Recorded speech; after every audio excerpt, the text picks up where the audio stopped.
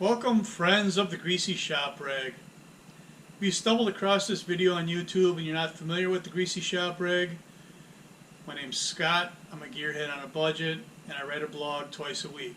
Wednesdays is a traditional blog, and on Sundays I've kind of moved to this video format. It's still new to me, so bear with me. Before I get started, I want to send a shout out to my wife who's sitting on a warm beach somewhere. The house is in one piece, the cats are fine, and I'm staying out of trouble. Caution detected. Take precautions. Alright, let's get started. In the past, I've told you about things that I've built. This time I want to talk about something I plan to build. Maybe I can get some input from you. Despite the size of this toolbox, I got a little bit of a storage problem and I want to add on to it. My thoughts are I want to build a cabinet that starts here and runs to the end of the side locker. The cabinet will be the full depth 22 inches and it will be 2 feet high, which that orange battery on top of the mini fridge is at 2 feet. So the mini fridge will end up inside the cabinet, which is good because I really don't like the way this turned out. After the mini fridge, in the pantry here, in the locker,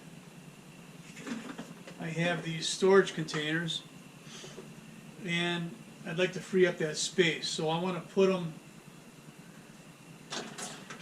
in the new cabinet right here. If you're paying attention at all, you're wondering, how is he going to deal with this lid not being able to open because there's a cabinet above it? Well, what I'm thinking is, if I remove the lid and then put a false front on here and then build a slide out shelf for these bins, if I don't put a floor right here, then I'll be able to reach right in and access the top of this box. It's not going to be a convenient storage area, but I will be able to access the lock, which I'll have to modify, and I can stash stuff in there, whatever. Stuff I don't use much, or personal items, or whatever. So that's what I'm thinking about doing here. And then from this point to about here will be about a 40-inch run with a shelf at the 1 foot line. That shelf will not come all the way to the front of the cabinet. It'll stop short so that I can still put something like my thermos in front of it. I'm thinking tools on the bottom and the laundry from the bottom drawer of this tool chest up on the top shelf. Sweatshirts, hats, gloves, rain gear. So then from about here over will be space for a printer. Above that will be a shelf and room for printer paper. You see, I already have a printer here. I got my slide-out drawer for my laptop. But if you watch any of my videos, you know that I hate this mess, and I'm trying to clean it up. If I can get this printer out of here and recover some wall space in here and better organize my hutch, I'll be a lot happier.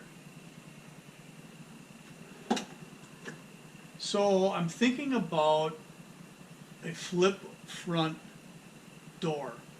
Use some gas cylinders, full-length door.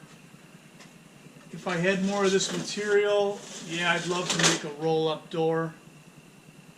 But I'm a gearhead on a budget, and I'm not about to go out and buy this stuff just to make a door for a cabinet. So I'm thinking the flip front, and then I'm thinking lighting on the inside of the cabinet.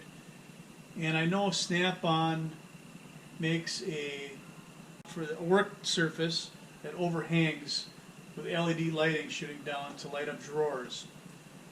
So I'm thinking about mimicking that. I could put something here, or maybe at this level, but I'm also thinking if I put a strip of lighting on the top inside of the drawer, or excuse me, door, shining down, I'd get the same effect.